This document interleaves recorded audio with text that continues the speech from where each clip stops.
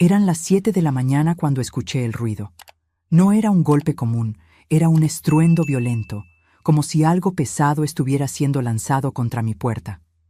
Me levanté asustada y por la mirilla vi a mi hijo Emilio sosteniendo una mandarria, Mazo. A su lado, mi nuera Fabiola gritaba mi nombre con una rabia que nunca había visto antes. Yo había cambiado las cerraduras la noche anterior, y ellos lo sabían. Cuando Emilio levantó el brazo para golpear de nuevo, una voz detrás de mí dijo con firmeza: «Yo me encargo de esto». La puerta se abrió, y lo que vieron del otro lado hizo que toda esa furia se transformara en pánico. Pero antes de continuar, asegúrate de ya estar suscrito al canal y escribe en los comentarios: ¿desde dónde estás viendo este video? Nos encanta saber hasta dónde están llegando nuestras historias. Mi nombre es Guadalupe. Tengo 64 años y jamás imaginé que llegaría el día en que mi propio hijo intentaría derribar mi puerta para echarme de mi casa en Guadalajara. Pero para entender cómo llegué a ese punto, necesito retroceder 5 meses, al día en que abrí mi puerta y dejé entrar no solo a mi familia, sino a mi propia ruina. Era octubre. Había estado sola desde que perdí a mi esposo Francisco hace 4 años. La casa se sentía demasiado silenciosa, demasiado grande para una sola persona. Cuando Emilio me llamó diciendo que había perdido su trabajo y necesitaba un lugar para quedarse, mi corazón se llenó de esperanza. Finalmente tendría compañía. Volvería a haber vida dentro de estas paredes. Llegó un jueves con Fabiola y sus 2 hijos, Luis de 10 años y Sofía de 7. Traían maletas, cajas, muchísimas cosas. «Solo es temporal, mamá», me aseguró Emilio con un abrazo apretado. «Solo hasta que me reubique en el mercado laboral. 3 meses a lo sumo». Arreglé las habitaciones con cariño. Puse sábanas nuevas, toallas frescas, hasta compré juguetes para los niños. Había visto a mis nietos crecer a la distancia, en visitas rápidas y espaciadas. Ahora tendría la oportunidad de estar presente de verdad. O al menos eso creía. Las primeras semanas fueron buenas. Cocinaba para todos, jugaba con los niños en el patio, ayudaba a Sofía con su tarea. Fabiola parecía agradecida, siempre dándome las gracias, siempre educada.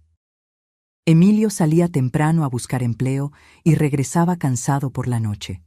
No me importaba encargarme de todo. Al fin y al cabo, eran mi familia. Pero entonces comenzaron los pequeños cambios. Fabiola reorganizó la cocina sin preguntarme. «Es que es más práctico así, Guadalupe», me explicó con una sonrisa. Lo dejé pasar. Cambió los muebles de la sala, diciendo que necesitaba más espacio para que los niños jugaran. El sofá de Francisco, donde solía leer el periódico los domingos, terminó en la cochera. «Está muy viejo, Guadalupe. Es malo para la espalda de los niños». Me tragué el dolor y acepté. Eran mis nietos, mi familia viviendo conmigo. Podía hacer ese sacrificio. Fue en el segundo mes que las cosas cambiaron de verdad. Fabiola empezó a traer a sus amigas a almorzar a casa sin avisarme. Ocupaban mi sala, se reían fuerte, dejaban desorden. Una vez escuché a una de ellas comentar: «¿Qué casa tan grande, Fabiola? Debe valer una fortuna aquí en este barrio de Polanco». Mi nuera solo sonrió y respondió: «Pues sí, algún día será nuestra». Esas palabras me helaron, pero traté de ignorarlas. Seguramente era solo una manera de hablar, nada más. Emilio seguía sin conseguir trabajo. Decía que estaba difícil, que el mercado estaba parado. Le ofrecí ayuda, dinero para que tomara cursos, actualizara su currículum. Siempre aceptaba, pero nunca veía ningún resultado. Comencé a darme cuenta de que dormía hasta tarde. Pasaba las tardes viendo la televisión. No parecía muy preocupado por reubicarse. En el tercer mes, Fabiola me pidió dinero. «Guadalupe, necesito 50,000 pesos para una cirugía de emergencia. Es de mi padre. Tiene un problema en el corazón». Lloró tanto, parecía tan desesperada, que no dudé. Fui al banco el mismo día y saqué el dinero de mis ahorros. 2 semanas después, vi a Fabiola con un celular nuevo, carísimo. Cuando le pregunté, me dijo que era un regalo de una amiga. No le creí, pero no dije nada. No quería crear conflicto. Fue mi vecina doña Remedios quien plantó la primera semilla de duda real. Me encontró en el supermercado, y con esa manera cuidadosa de quien teme herir, dijo: «Guadalupe, vi a tu nuera ayer en el centro comercial. Estaba con bolsas de tiendas caras, riendo con sus amigas. Y me enteré de que su padre murió hace 3 años. No puede estar enfermo». Sentí que el suelo desaparecía bajo mis pies. Volví a casa en silencio, con esa información martillando en mi cabeza. Me había mentido. Había inventado la enfermedad de un padre muerto para sacarme dinero. Esa noche esperé a que llegara Emilio. Necesitaba hablar con mi hijo, necesitaba que me dijera que había un malentendido. Emilio, sobre ese dinero que le di a Fabiola para la cirugía de su padre. Ni siquiera me dejó terminar. «¿Y qué tiene, mamá? Nos ayudaste, te lo agradecemos». «¿Pero su padre no murió hace años?». El silencio que siguió fue pesado como plomo. Emilio me miró con una expresión que nunca había visto antes: irritación, impaciencia. «Mamá, no inventes cosas. Fabiola necesita el dinero y tú lo tienes. ¿Cuál es el problema?». Traté de argumentar, decir que me sentía engañada, pero me interrumpió. «Mira, mamá, estamos en una situación difícil aquí. Tienes esta casa enorme, esta vida cómoda, ¿y no puedes ayudar a tus propios nietos? ¿No puedes ayudar a tu propio hijo?». La culpa me invadió como una ola. ¿Tenía razón? ¿Estaba siendo egoísta? Yo tenía tanto y ellos estaban pasando dificultades. Tal vez estaba exagerando, siendo paranoica. Pero luego vino la noche que lo cambió todo. Era un martes, casi medianoche. Había bajado por agua cuando escuché voces que venían del patio. Emilio y Fabiola conversaban afuera. Debería haber hecho ruido, haber avisado que estaba allí, pero algo me hizo detenerme y escuchar. «¿Cuánto tiempo más vamos a tener que aguantar esto?». Era la voz de Fabiola, llena de irritación. «Esta vieja siempre está encima de nosotros, siempre vigilando todo». «Tranquila, amor, solo un poco más», respondió Emilio, y mi corazón comenzó a latir más rápido. Esa era la voz de mi hijo, pero el tono era el de alguien que no conocía. «Ya deberíamos haber hecho que te pasara la casa a tu nombre. Está vieja, sola, un juez aceptaría fácilmente que necesitas cuidarla». Sentí mis piernas temblar, pero seguí escuchando, paralizada. «Lo sé», continuó Emilio, «pero tiene que ser en el momento adecuado. Si nos apresuramos, desconfía. Déjame seguir trabajándola un poco más. En 2 meses firmará todo lo que queramos. ¿Y después? Después la metemos en un asilo barato y vendemos esta casa. Aquí vale fácilmente unos 5 millones de pesos. Nos da para comprar un apartamento nuevo y hasta sobra». No pude escuchar más. Mi cuerpo entero temblaba. Volví a mi habitación sin hacer ruido, cerré la puerta con llave y me senté en la cama, tratando de procesar lo que acababa de escuchar. Mi hijo, el bebé que llevé en mi vientre, el niño que crié sola después de que su padre se fue, el joven al que ayudé a pagar la universidad trabajando en 2 empleos, estaba planeando robarme. No dormí esa noche. Me quedé mirando el techo, las fotos de Francisco en la pared, toda la vida que construí en esa casa, y entendí que tenía 2 opciones. Podía hacerme la víctima, llorar y aceptar mi destino, o podía luchar. Francisco siempre me decía que yo era demasiado fuerte para darme cuenta. «Guadalupe, has sobrevivido a tantas cosas en la vida. Nunca subestimes tu propia fuerza». Tenía razón. Había criado a un hijo sola. Había trabajado años como costurera para darle educación a Emilio. Había cuidado de Francisco durante su enfermedad hasta el último día. No era débil. Simplemente lo había olvidado. A la mañana siguiente, actué con normalidad. Hice café, preparé el desayuno, sonreí a todos. Pero por dentro estaba cambiada. Veía todo con ojos diferentes ahora. Veía cómo Fabiola miraba mi casa como si ya fuera suya. Veía cómo Emilio evitaba mi mirada, como si supiera que estaba haciendo algo mal, pero no le importara lo suficiente como para detenerse. Esperé hasta que todos salieron. Fabiola había llevado a los niños a la escuela. Emilio había dicho que iba a buscar trabajo, aunque yo ya sabía que era mentira. Tomé mi bolso y fui al centro de la ciudad de Monterrey. Necesitaba ayuda y sabía exactamente a quién buscar. El licenciado Benito Campos era abogado desde hacía más de 30 años.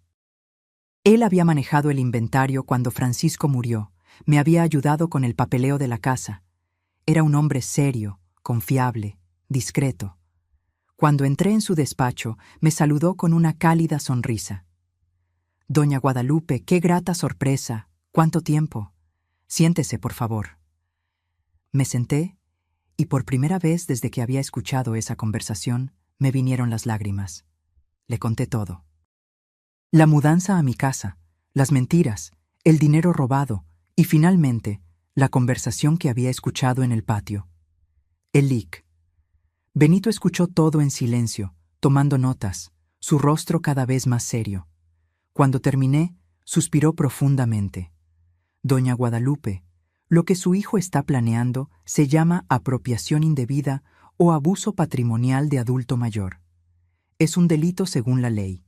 Si logra que usted firme la transferencia de la casa bajo coacción o engaño, puede ser procesado penalmente». «No quiero demandar a mi hijo», dije inmediatamente. «Solo quiero proteger lo que es mío». «Entiendo, entonces haremos algo diferente». Tomó una carpeta y comenzó a explicarme. «Vamos a crear un blindaje legal.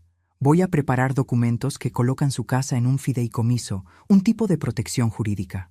Usted sigue viviendo aquí, sigue siendo la dueña, pero nadie puede quitarle la casa o hacer que la transfiera sin mi autorización como su abogado, ni siquiera su hijo. ¿Y si intentan obligarme a firmar algo? No valdrá de nada.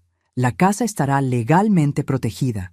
Además», se inclinó hacia adelante, «le recomiendo que cambie las cerraduras. Es su casa, tiene todo el derecho, y si su hijo intenta entrar por la fuerza, estará cometiendo allanamiento de morada». La idea de cambiar las cerraduras me dio un nudo en el corazón. Era como cerrarle la puerta a mi propio hijo. Pero luego recordé sus palabras en el patio. «Después la metemos en un asilo barato». Él ya me había cerrado la puerta primero.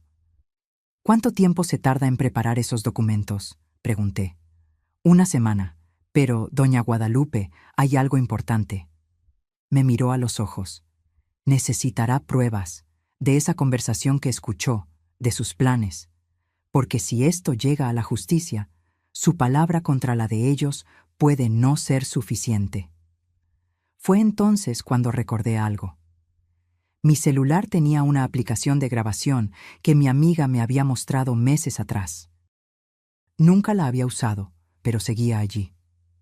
¿Puedo grabar sus conversaciones?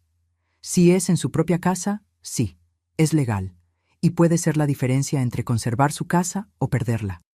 Salí del despacho con un plan. En los próximos días actuaría como si nada hubiera pasado. Sería la madre preocupada, la abuela cariñosa, la vieja ingenua que ellos creían que era. Pero por dentro estaría preparando mi defensa. Cuando llegué a casa, todos ya estaban allí. Fabiola estaba en la cocina haciendo un jugo.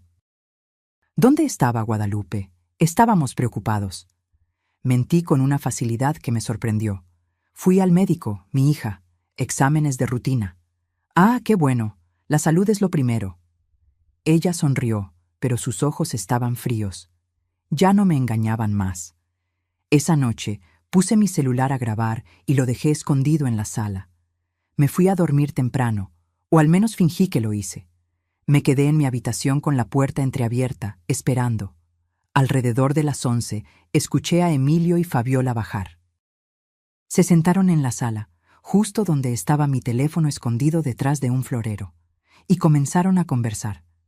Mi corazón latía tan fuerte que tenía miedo de que lo escucharan desde la planta baja. «¿Viste lo rara que está?», dijo Fabiola. «Desde ayer está diferente». «Relájate, no sospecho nada. Es solo la edad. Estas viejas se ponen medio paranoicas». «Me estoy cansando, Emilio. ¿Cuánto tiempo más vamos a tener que fingir que nos agrada? Escuché a mi hijo reír. Una risa baja, cruel. Poco tiempo. La semana que viene voy a empezar a hablar sobre cómo sería mejor que tuviera todo organizado a nombre de alguien más joven, por seguridad. Voy a hablar sobre accidentes, sobre que se enferme. Voy a sembrar el miedo en ella. Y si no acepta, aceptará. ¿No viste cómo se puso cuando le dije que era egoísta? Se sintió culpable al instante. Es solo apretar los botones correctos. Es débil, siempre lo ha sido. Tuve que contener las lágrimas que querían caer. No podía hacer ruido, no podía dejar que supieran que estaba escuchando. Pero cada palabra era una puñalada. ¿Y después?, insistió Fabiola. ¿Después de que tengamos la casa? ¿Después? Después le hacemos firmar un documento diciendo que quiere ir a una casa de reposo. Voluntariamente. Así no hay nada que pueda acusarnos. Estará bien cuidada, con comida y techo. Y nosotros finalmente podremos vivir la vida que merecemos. Esta casa vale tanto, suspiró Fabiola. Podemos hacer tantas cosas con ese dinero. Exacto. Y ella ya vivió suficiente. Tuvo su matrimonio, crió a su hijo, disfrutó de la vida. Ahora es nuestro turno. No pude aguantar más. Volví a mi cuarto sin hacer ruido, recuperé mi celular y escuché la grabación. Estaba todo allí, claro como el agua, sus voces, sus planes, la frialdad. Al día siguiente, llevé el audio al LIC. Benito. Escuchó todo con el rostro cada vez más serio. Cuando terminó, me miró con una mezcla de tristeza y determinación. Doña Guadalupe, esto es más que suficiente. Esto es conspiración para abuso patrimonial, coacción de adulto mayor, intento de fraude. Con esto podemos no solo proteger su casa, sino que, si lo desea, podemos demandar a su hijo penalmente. No quiero demandarlo, repetí. A pesar de todo, seguía siendo mi hijo. Solo quiero que se vayan de mi casa y me dejen en paz. Entonces eso haremos. Aceleraré los documentos. En 3 días, todo estará listo y registrado. Luego podrá pedirles que se vayan. Y si no se van, entonces usamos la ley. Pero, doña Guadalupe, le recomiendo que cambie las cerraduras antes de pedirles que se vayan. Porque si su hijo descubre que usted sabe todo, puede desesperarse. Y los hombres desesperados hacen cosas peligrosas. Esas palabras me asustaron, pero sabía que tenía razón. Necesitaba ser estratégica, pensar en cada paso. Pasé los 3 días siguientes en un estado extraño. Por fuera era la Guadalupe de siempre. Cocinaba, limpiaba, jugaba con mis nietos, pero por dentro me estaba preparando para la guerra.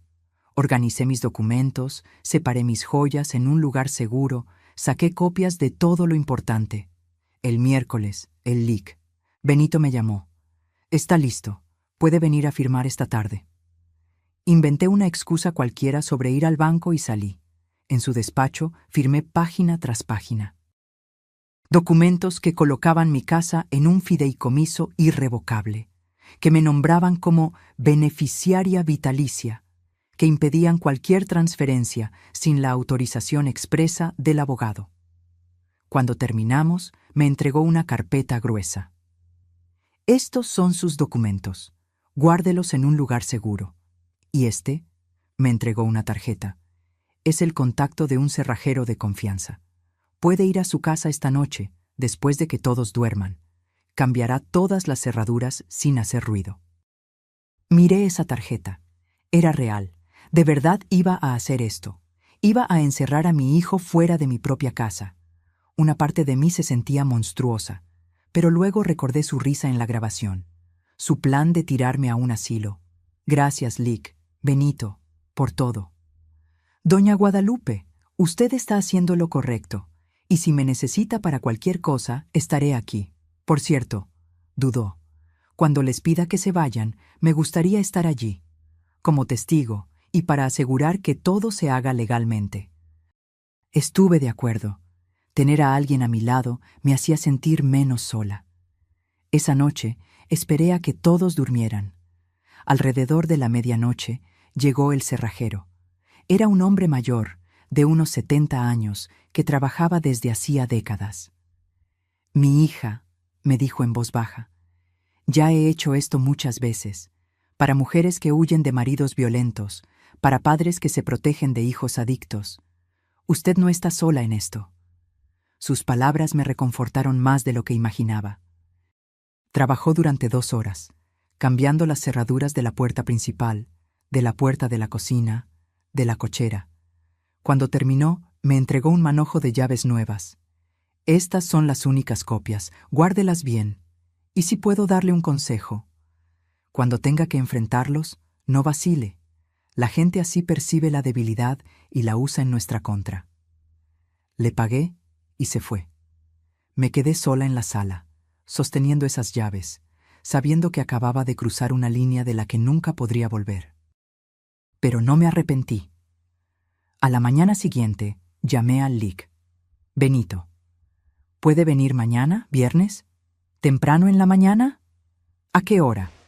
6:30, antes de que se despierten. Entre por la puerta trasera, la dejaré abierta, y quédese adentro hasta que lo llame. Entendió de inmediato. «Perfecto. Llevaré los documentos y un notificador, solo por precaución». Cuando colgué, sentí una mezcla de miedo y alivio. Iba a terminar. De una forma u otra, el viernes todo iba a acabar. Pasé ese día entero nerviosa. Fabiola lo notó. «Guadalupe, está pálida. ¿Se siente mal?» «Solo un poco cansada, mi hija. Nada serio». La noche del jueves al viernes no pegué ojo. Me quedé esperando que pasara el tiempo, minuto a minuto. A las 6 de la mañana ya estaba de pie, arreglada, con café recién hecho. A las 6:20 escuché la puerta trasera abrirse despacio. Era el LIC. Benito con otro hombre de traje, el notificador. Los dejé entrar, les ofrecí café. Nos quedamos allí, en la cocina, esperando. Mi corazón latía desbocado. ¿Saldría bien? ¿Entendería mi hijo? ¿O intentaría algo peor? A las 6:30 en punto, escuché el primer ruido. Pasos apresurados en el piso de arriba, una puerta abriéndose, Fabiola gritando algo. Luego, pasos bajando las escaleras corriendo. Mi hijo y mi nuera aparecieron en la sala aún en pijama, pero ya furiosos. Cuando me vieron sentada tranquilamente en el sofá, Emilio frunció el ceño. «Mamá, la cerradura de la puerta principal está diferente. Mi llave no funciona». «Lo sé, hijo. Cambié las cerraduras anoche». El silencio que siguió fue pesado. Fabiola fue la primera en explotar. «¿Qué hizo, señora? ¿Cómo que cambió las cerraduras?» «Las cambié. Es mi casa. Puedo hacer lo que quiera en ella». Emilio dio un paso adelante. Sus ojos eran diferentes. Había algo salvaje en ellos. «Mamá, esto no tiene sentido. ¿Por qué haría algo así? Vivimos aquí. Vivían aquí, hasta hoy. Quiero que se vayan». «Listo», estaba dicho. Las palabras que había ensayado mentalmente cientos de veces finalmente habían salido de mi boca, y no había vuelta atrás. Fabiola soltó una risa incrédula. «Está bromeando, ¿verdad? ¿A dónde vamos a ir?» «Ese ya no es mi problema». Emilio se acercó más. Su rostro estaba rojo de rabia. «Mamá, no sé qué le pasó, pero no nos vamos a ir a ninguna parte. Esta casa es tanto mía como suya. Me va a dar las llaves nuevas ahora». «No lo haré». «Sí lo hará». Avanzó en mi dirección y por un segundo sentí miedo real. Pero entonces la voz detrás de mí habló, firme y clara. «No lo hará». Emilio se congeló. Sus ojos se dirigieron detrás de mí hacia la puerta de la cocina donde el LIC. Benito y el notificador acababan de aparecer. El color se desvaneció de su rostro. «¿Quiénes son ustedes?», chilló Fabiola. «Soy el licenciado Benito Campos, abogado de doña Guadalupe, y este es el notificador Arturo Juárez. Estamos aquí para asegurar que sus derechos sean respetados». El LIC. Benito caminó hacia la sala con su maletín, posicionándose a mi lado. Su simple presencia cambió toda la energía del ambiente. Tenía esa autoridad tranquila de quien había visto todo en la vida y no se impresionaba con nada. «Buenos días, Emilio. Fabiola». Habló con educación, pero firmeza. «Vengo a informarles que, a partir de hoy, ya no tienen permiso legal para permanecer en esta propiedad. Doña Guadalupe está ejerciendo su derecho de pedirles que desalojen su casa». «¡Esto es absurdo!», gritó Emilio. «No puede echarnos así, de la nada». «De hecho, sí puede. Esta es su casa. Estaban aquí como invitados, y ella está revocando esa invitación». Fabiola cambió de táctica de inmediato. Las lágrimas comenzaron a rodar. «Guadalupe, ¿qué hicimos? Por favor, no nos haga esto. No tenemos a dónde ir. ¿Y los niños?». Esa mención a los niños casi me quiebra, pero luego recordé su plan. Del asilo barato, de cómo se reían de mí, y me mantuve firme. Deberían haber pensado en los niños antes de planear robarme. El silencio fue total. Emilio y Fabiola se miraron. Vi el pánico en sus ojos. «¿De qué está hablando?». Emilio intentó poner voz de inocente. Hice una señal al Lic. Benito, quien sacó una pequeña grabadora del maletín. Presionó play. La voz de Emilio llenó la sala. «Es solo apretar los botones correctos. Es débil, siempre lo ha sido. Después le hacemos firmar un documento diciendo que quiere ir a una casa de reposo, voluntariamente. Así no hay nada que pueda acusarnos». Vi a mi hijo cerrar los ojos. Fabiola se puso blanca como el papel. «¿Continuó?», preguntó el Lic. «Benito, porque hay más. Está la parte donde hablan de vender la casa por 5 millones. Está la parte donde dices que tu madre ya vivió suficiente. Hay bastante aquí. Mamá». Emilio intentó acercarse, pero el notificador dio un paso adelante, bloqueándolo. «No», dije. Mi voz salió más firme de lo que esperaba. «No me llames mamá. Perdiste ese derecho cuando planeaste tirarme a un asilo y quedarte con todo lo que tu padrastro y yo construimos. Yo no iba a hacer eso. Era solo conversación. Estábamos enojados, frustrados. Estaban planeando, en detalle, y no fue una sola vez. Fueron varias conversaciones, en varias noches diferentes. El Lic». Benito abrió el maletín de nuevo. «Tengo aquí al menos 4 grabaciones diferentes, en días distintos, todas con el mismo tenor. Esto no es rabia momentánea. Esto es premeditación». Fabiola intentó otro enfoque. Cayó de rodillas dramáticamente. «Guadalupe, por favor, todo fue culpa mía. Yo le metí esas ideas en la cabeza. Su hijo es inocente». Pero Emilio la traicionó al instante.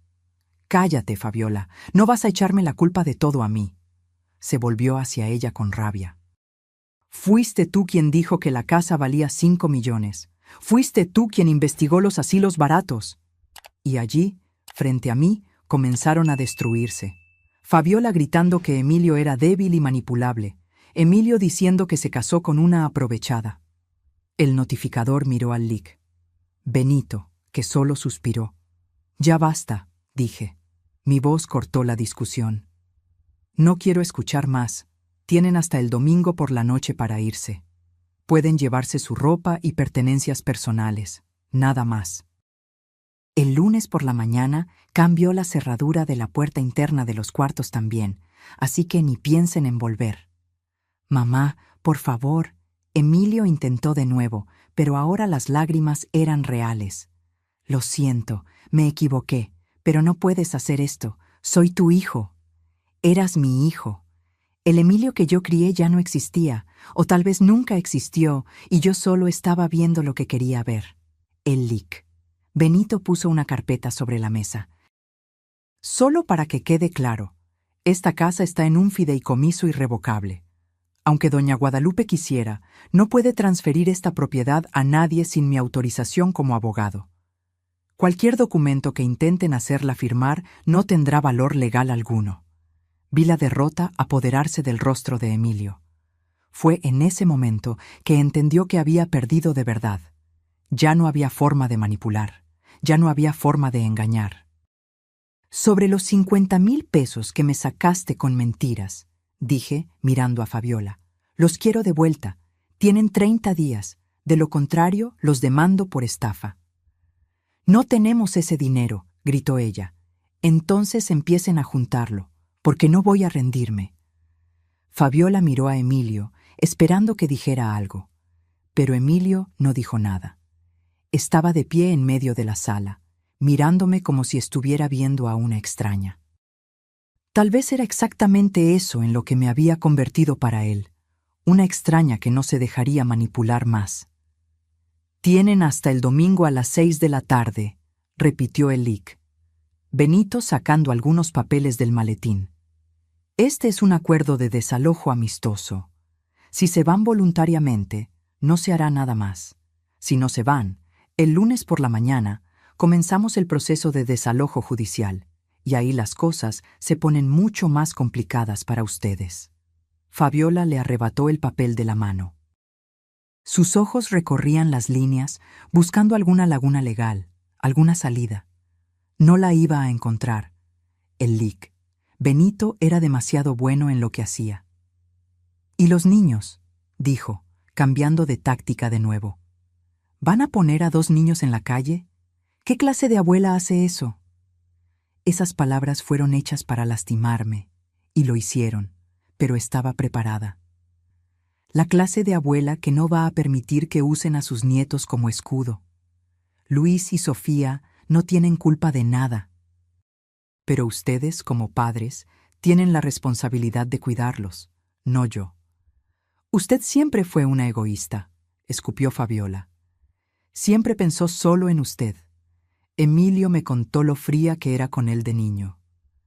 Miré a mi hijo. «¿Fui fría? ¿Cuando trabajaba en 2 tiendas para pagar tu escuela privada en Coyoacán? ¿Cuando me quedaba despierta hasta tarde haciéndote la ropa porque no tenía dinero para comprarla? ¿Cuando te llevaba al médico incluso sin tener seguro de gastos médicos?» Emilio desvió la mirada. No podía mirarme. «Di todo por ti». Mi voz se quebró, pero continué. «Todo. Y estuviste dispuesto a tirarme como basura». «No era así», murmuró. «Era exactamente así. Ustedes dijeron, ella ya vivió suficiente, como si mi vida ya no tuviera valor, como si yo fuera un estorbo que necesitaba ser removido para que ustedes consiguieran lo que querían». Lágrimas rodaron por mi rostro, pero no eran lágrimas de debilidad. Eran lágrimas de liberación, de rabia, de dolor, sí, pero también de fuerza. Fabiola tiró el papel sobre la mesa. «Se va a arrepentir de esto. Se va a quedar aquí sola en esta casa enorme, sin nadie. Va a morir sola. Prefiero morir sola que vivir rodeada de víboras». El notificador tosió, llamando la atención. «Señora, señor, sugiero que comiencen a organizar sus cosas. El domingo llega rápido». Emilio finalmente reaccionó. Dio un paso en mi dirección y por primera vez en la vida sentí miedo de mi propio hijo. ¿Cree que se va a salir con la suya así? ¿Cree que puede simplemente echarme? No necesito creerlo. Ya lo hice. Mi voz no tembló. «Ya veremos». La amenaza estaba clara en su tono. «Ya veremos». El lic. Benito se interpuso entre nosotros. «Señor Emilio, cualquier intento de coacción, amenaza o violencia contra su madre será reportado a la policía inmediatamente. Y con las grabaciones que tenemos, usted no quiere complicarse aún más. Créame». Hubo un momento de tensión donde pensé que Emilio se abalanzaría sobre el abogado. Sus puños estaban cerrados, su rostro rojo. Pero entonces Fabiola tiró de su brazo. «Vamos, no vale la pena». Me lanzó una mirada llena de odio. «Esta vieja no vale nuestro tiempo». Subieron las escaleras dando portazos. Escuché puertas golpeando, voces alteradas, cosas siendo tiradas. Luis y Sofía se despertaron llorando, sin entender lo que estaba pasando. Mi corazón se rompió al escuchar la voz asustada de Sofía. «Mami, ¿por qué tenemos que irnos?». Quise subir, quise abrazar a mis nietos, explicarles que no era culpa de ellos. Pero el lic. Benito tocó mi brazo suavemente. «No vaya arriba. Cuanto menos contacto ahora, mejor». Tenía razón. Lo sabía, pero dolía igual. El notificador se quedó 1 hora más hasta asegurarse de que no habría violencia. Cuando se fue, el lic. Benito se sentó conmigo en la cocina. Doña Guadalupe, los próximos días serán difíciles. Intentarán todo para hacerla cambiar de opinión. Usarán a los niños, harán chantaje emocional, tal vez hasta amenacen. Necesita mantenerse firme. Lo sé, lo lograré. Si necesita algo, puede llamarme a cualquier hora. Dejé mi celular personal en esa tarjeta. Cualquier cosa, y digo cualquier cosa en serio, me llama. Cuando se fue, me quedé sola. La casa estaba extrañamente silenciosa abajo, pero arriba era un caos. Escuchaba cajas siendo arrastradas, cosas golpeando, discusiones constantes entre Emilio y Fabiola. Fui al patio. Necesitaba aire, espacio para respirar. Me senté en el banco de madera que Francisco había construido años atrás, donde solíamos tomar café por las tardes de domingo. Miré la casa, las ventanas del segundo piso donde mi hijo estaba probablemente maldiciendo mi nombre. ¿Cómo había llegado a este punto? ¿En qué momento todo había salido tan mal? Doña Remedios apareció en el muro que dividía nuestros patios. Tenía al menos 75 años, pero era astuta como nadie. «Guadalupe, ¿todo bien?» Escuché ruido temprano. Le conté todo. No tenía motivo para esconderlo. Escuchó todo en silencio, asintiendo con la cabeza. «Hiciste lo correcto». «Sé que duele, pero hiciste lo correcto». «No lo parece. Porque eres madre, y una madre siempre se siente culpable, incluso cuando la culpa no es suya». Se apoyó en el muro. ¿Sabes cuántas mujeres vi en mi vida ser destruidas por sus propios hijos? Decenas. ¿Y sabes cuántas tuvieron el coraje de hacer lo que tú hiciste? Casi ninguna. La mayoría murió sola en asilos, después de firmar todo para el hijo y ser olvidada. Sus palabras me consolaron más de lo que imaginaba. Ahora aguanta estos días, no flaquees, y cuando se vayan, reconstruyes tu vida, porque aún tienes tiempo, Guadalupe. Tienes mucha vida por delante. Los 2 días siguientes fueron los peores de mi vida. Peor incluso que cuando Francisco murió, porque al menos en su muerte había amor. Había luto legítimo. Aquí había traición, rabia, resentimiento. Emilio apenas me hablaba. Cuando nos cruzábamos en la casa, desviaba la mirada. Pero Fabiola atacaba siempre que tenía oportunidad. Debe estar feliz, ¿verdad? Se va a quedar con su casa grande solo para usted. Espero que valga la pena cuando se esté muriendo sola aquí. Yo no respondía. Había aprendido que responder solo alimentaba la pelea. El sábado por la mañana, Luis bajó a la cocina. Tenía los ojos rojos de tanto llorar. Mi corazón se encogió. «Abuela, ¿por qué nos está haciendo esto?» Me arrodillé frente a él. Sostuve sus pequeñas manos. «Luis, mi amor, no es contigo. Nunca fue contigo o con Sofía. No hicieron nada malo. Pero vamos a tener que cambiar de escuela. Mami dijo que vamos a vivir lejos. Lo sé, mi ángel, y lo siento mucho, pero esto es algo entre adultos, de lo que no tienes que preocuparte. Papi dijo que usted es mala, que está siendo egoísta». Aquello dolió más que cualquier cosa que Fabiola había dicho. Emilio estaba poniendo a mis nietos en mi contra. Un día lo entenderás, Luis. Cuando seas mayor, entenderás que a veces necesitamos protegernos, incluso de las personas que amamos. Fabiola apareció en la puerta. «Luis, ven aquí. No hables con ella». El niño me miró con confusión antes de obedecer. Lo vi subir las escaleras despacio, arrastrando los pies, y una vez más, tuve que tragarme las lágrimas y mantenerme firme.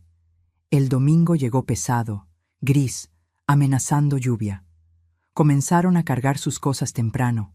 Había un auto de un amigo de ellos estacionado enfrente. Cajas, maletas, bolsas, todo siendo puesto en la cajuela, en el asiento trasero, amarrado en el toldo. Los niños estaban callados, asustados. Sofía me vio por la ventana y saludó con la mano, tímidamente. Le devolví el saludo, sintiendo mi corazón hacerse pedazos. A las 5:30, casi todo estaba fuera. Fabiola pasó junto a mí cargando una última caja. Se detuvo, me encaró. ¿Sabe lo que es? Una vieja amargada que va a morir sola. Y cuando muera, ¿sabe quién va a heredar esta casa de todos modos? Nosotros, porque usted no tiene a nadie más. De hecho, dije tranquilamente, la casa irá a mis nietos cuando cumplan 25 años. Está en el testamento. Ustedes no verán ni un centavo. Su rostro se puso morado de rabia. Por un segundo pensé que me iba a atacar físicamente, pero ella simplemente tiró la caja al suelo con fuerza, rompiendo lo que sea que hubiera dentro, y se fue pisando fuerte. A las 6 en punto, estaban listos para irse. Emilio dio una última vuelta por la casa, como si estuviera grabando todo en su memoria. Cuando pasó junto a mí, se detuvo. Se va a arrepentir de esto. No lo haré. Sí lo hará, porque va a envejecer sola en esta casa, y cuando necesite a alguien, no tendrá a nadie. Sus preciosos nietos se olvidarán de usted, y va a morir sola, igual que murió Francisco. Esa mención a Francisco, a mi esposo, fue demasiado. Sentí la rabia subir por mi garganta.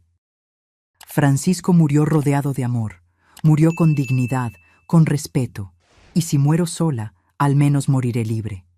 Libre de mentiras, de manipulación, de gente que solo me quiere por interés.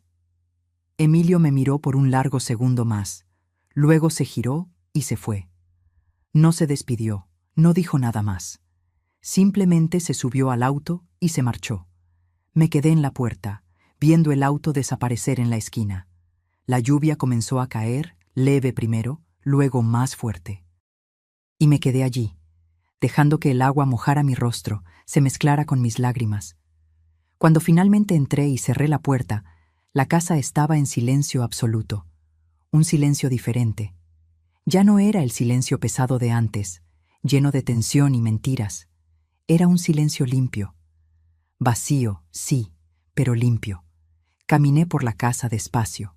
La sala donde Fabiola había cambiado todo estaba desordenada, con marcas en el suelo donde los muebles habían sido arrastrados. El cuarto donde dormían tenía basura esparcida, cosas rotas a propósito. Era como si hubieran dejado destrucción como última venganza, pero no me importó. Podía limpiar, podía arreglar, podía reconstruir. Fui a mi cuarto, me senté en la cama y por primera vez en meses respiré hondo sin sentir un peso en el pecho. Doña Remedios apareció por la puerta trasera 1 hora después, con un plato de comida. Me imaginé que no tendrías ánimo para cocinar. Comimos juntas en la cocina, en silencio la mayor parte del tiempo. No necesitaba palabras. Ella entendía. La semana siguiente fue extraña. La casa parecía demasiado grande, demasiado silenciosa. Me despertaba por la mañana y por un segundo olvidaba que se habían ido. Preparaba café para 4 personas antes de recordar que estaba sola. Comencé a limpiar la casa de verdad. Tiré todo lo que Fabiola había dejado, todos los cambios que ella había hecho. Volví a colocar mis muebles en sus lugares originales. Colgué las fotos de Francisco de vuelta en las paredes. Poco a poco, la casa volvió a ser mía. El LIC. Benito llamaba todos los días. ¿Cómo está, doña Guadalupe? ¿Necesita algo? Estoy bien, mejor de lo que imaginaba. ¿Y sobre el dinero? ¿Se pusieron en contacto? No, y no lo harán, lo sé. Entonces comenzaré el proceso legal la próxima semana. ¿Está segura? Pensé por un momento. ¿De verdad quería demandar a mi hijo? Pero luego recordé. No se trataba de castigo, se trataba de justicia, se trataba de demostrar que las acciones tienen consecuencias. Estoy segura. En la segunda semana comencé a salir más. Volví al grupo de costura que había abandonado cuando se mudaron. Las mujeres me recibieron con abrazos, con preguntas, con apoyo. Muchas de ellas tenían historias parecidas, hijos que habían intentado aprovecharse, familias que las trataban mal. «Fuiste valiente», dijo doña Teresa, una señora de 80 años que cosía como nadie. Mucha gente no tiene ese coraje. Fue a través del grupo que conocí a Mari Carmen. Tenía 60 años, también era viuda y acababa de pasar por algo similar con una hija. Nos hicimos amigas rápidamente. Empezó a venir a casa, veíamos películas, cocinábamos juntas, conversábamos durante horas. ¿Sabes qué me di cuenta?, me dijo una tarde, mientras tomábamos té en mi patio. Pasamos tanto tiempo definiendo nuestra identidad a través de ser madre, ser esposa, ser abuela, que olvidamos quiénes éramos debajo de todo eso. Tenía razón. Yo había sido Guadalupe la esposa, Guadalupe la madre, pero ¿quién era solo Guadalupe? Comencé a descubrirlo. Volví a pintar, algo que no hacía desde antes de casarme. Compré lienzos, pinturas, pinceles. No era buena, pero no importaba. Era solo mío, algo que hacía por placer, no por obligación. Adopté un perro. Un mestizo de la calle que doña Remedios había encontrado herido. Lo llamé Valiente. Dormía en mi cama, me acompañaba por la casa, se sentaba en el patio mientras yo pintaba. Era compañía sin exigencias, amor sin condiciones. En el tercer mes, después de que se fueron, recibí una llamada. Número desconocido. ¿Aló? ¿Abuela? Era Sofía. Mi corazón se disparó. Mi amor, ¿cómo estás? Yo, abuela, quería pedirte disculpas por lo que hicieron mi papá y mi mamá. Escuché las cosas que decían. Debí habértelo contado. No, mi ángel, no era tu responsabilidad. Se divorciaron, ¿sabes? Mi mamá se fue. Dijo que mi papá era débil, que merecía algo mejor. Y mi papá está diferente. Está amargado, enojado todo el tiempo. Sentí una punzada de tristeza, pero no de culpa. Emilio había tomado sus decisiones. Estaba cosechando lo que sembró. ¿Y tú y Luis? Estamos viviendo con mi papá en un apartamento pequeño en Ecatepec. No está mal, pero... dudó. Te extrañamos, abuela. Las lágrimas vinieron. Yo también los extraño, muchísimo. ¿Podemos visitarte uno de estos días? Papá no necesita saberlo. Pensé en decir que sí de inmediato, pero me contuve. Sofía, me encantaría verlos, pero tiene que ser con permiso de tu padre. Él sigue siendo tu padre y no voy a interferir en eso. Nunca va a dejar. Entonces, cuando cumplas 18, tú eliges. Y ahí sí, eres bienvenida aquí siempre. Conversamos por media hora más. Me contó sobre la escuela nueva, sobre cómo Luis estaba teniendo dificultad para adaptarse, sobre cómo extrañaba nuestra casa. Cada palabra era dulce y amarga al mismo tiempo. Cuando colgué, lloré. Pero no eran lágrimas de arrepentimiento. Eran lágrimas de nostalgia, sí, pero también de esperanza. Un día mis nietos entenderían. Un día vendrían a visitarme por voluntad propia, el LIC.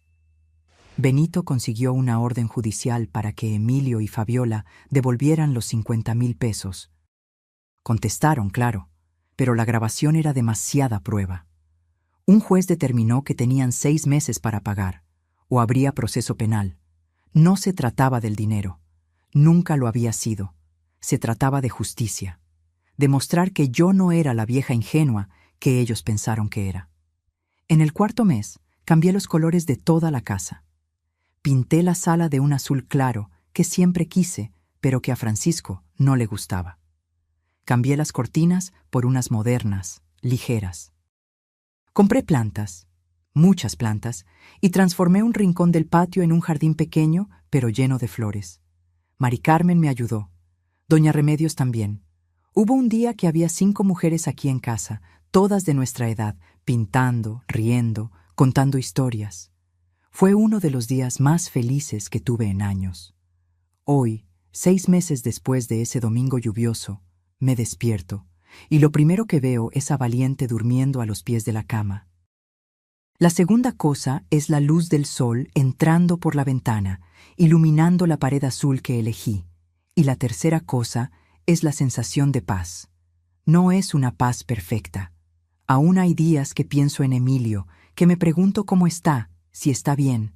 Aún extraño a mis nietos, aún duele, Probablemente siempre dolerá un poco, pero es un dolor diferente. No es el dolor de estar siendo usada, manipulada, engañada. Es el dolor del luto. Del luto por una relación que murió, por una versión de mi hijo que tal vez nunca existió realmente. Mari Carmen viene a almorzar hoy. Vamos a probar una receta nueva que encontró en internet. Luego, vamos al cine en Cancún. Hay una sesión vespertina de una película francesa que queremos ver. Mañana tengo clase de pintura. El jueves, el grupo de costura. El viernes, voy a cenar fuera con 3 amigas que hice recientemente. Todas viudas, todas redescubriendo quiénes son después de años definidas por sus relaciones. Mi vida no es perfecta, no está llena de familia y nietos como imaginé que estaría a esta edad. Pero es mía, completa, totalmente mía, y hay valor en eso, hay dignidad en eso. El otro día, estaba en el supermercado cuando vi a una mujer más joven, de unos 50 años, siendo maltratada por su hija adulta delante de todo el mundo. La hija gritaba, llamaba a la madre carga muerta, decía que estaba cansada de mantenerla. Me acerqué a la mujer cuando la hija se fue. «Señora, ¿está bien?» Estaba llorando. «No tengo a dónde ir. Mi hija es todo lo que tengo». Le di mi tarjeta. Sí, mandé a hacer tarjetas de presentación con mi nombre y teléfono. Si necesita hablar, llámeme. A veces necesitamos recordar que tenemos opciones. No sé si llamará, pero planté la semilla. Al igual que doña Remedios, plantó en mí cuando dijo que había hecho lo correcto. Ayer recibí un correo electrónico de Sofía. Creó un correo electrónico secreto solo para hablar conmigo. Me cuenta sobre la escuela, sobre sus amigos, sobre la vida. Le respondo siempre, con cariño, con apoyo. Un día, cuando cumpla 18, estaré aquí esperando. Luis todavía no habla conmigo. Es más joven, más influenciado por su padre. Pero tengo esperanza. Esperanza de que un día él también entenderá. Emilio envió un mensaje hace 2 semanas a través del abogado. Decía que había conseguido un buen trabajo, que estaba pagando las cuotas del dinero y que un día le gustaría hablar conmigo, personalmente, para disculparse de verdad. Aún no le he respondido. No sé si lo haré. Una parte de mí quiere creer que ha cambiado, pero la parte que aprendió a protegerse me dice que espere, que vea las acciones, no solo las palabras. Tal vez un día, tal vez. Por ahora, estoy bien aquí. En mi casa, que volvió a ser mía, con mis paredes azules, mis plantas, mi perro, mis amigas, con mi vida, que estoy reconstruyendo pedazo a pedazo. Alguien me preguntó el otro día si me arrepiento, si no habría sido más fácil simplemente aceptar, pasar la casa a Emilio, ir al asilo, mantener la paz. Miré a la persona y respondí con honestidad. ¿Más fácil? Sí. ¿Mejor? Nunca. Porque hay cosas que no tienen precio. La dignidad no tiene precio. El respeto propio no tiene precio. El derecho de vivir sus últimos años con paz, sin miedo, sin manipulación, eso no tiene precio. Podría haber elegido el camino fácil. Podría haber dejado que me convencieran, haber firmado los papeles, haber terminado mis días en un asilo barato, mientras ellos vendían todo lo que Francisco y yo construimos. Pero no elegí eso. Elegí luchar. Elegí defenderme. Y sí, perdí a mi hijo en ese proceso. Perdí el contacto con mis nietos, al menos por ahora. Pero gané algo mucho más importante. Me gané a mí misma de vuelta. Gané el derecho de despertar por la mañana sin miedo, de mirarme al espejo y ver a una mujer fuerte, no a una víctima, de saber que pase lo que pase, puedo contar conmigo misma. Y al final, tal vez sea eso lo que importa. No cuántas personas hay a tu alrededor, sino si puedes mirarte al espejo y respetar a quien ves allí. Yo puedo. Finalmente, después de tantos años, puedo. La puerta que mi hijo intentó derribar esa mañana de marzo no era solo una puerta de madera. Era una puerta simbólica, la puerta de mi vida, de mi dignidad, de mi derecho a existir sin ser usada. Y cuando esa puerta se cerró con ellos afuera, Otra puerta se abrió, la puerta de mi nueva vida, una vida que aún estoy descubriendo, aún estoy construyendo, pero que es mía de verdad. Así que sí, dolió, aún duele a veces, pero valió la pena. Cada segundo de dolor valió la pena por la paz que tengo ahora. Y si alguien está leyendo esto, alguien pasando por algo similar, quiero que sepa, no está sola. Hay otras mujeres como yo, como usted, redescubriendo su fuerza. Y sí, da miedo. Sí, va a doler. Pero del otro lado del dolor hay libertad. Y la libertad, mi amiga, no tiene precio. Ahora, si te gustó esta historia, haz clic en suscribirse y dime en los comentarios qué parte te dejó con la boca abierta. Ah, y no olvides hacerte miembro para tener acceso a videos exclusivos que no publico aquí. Te espero.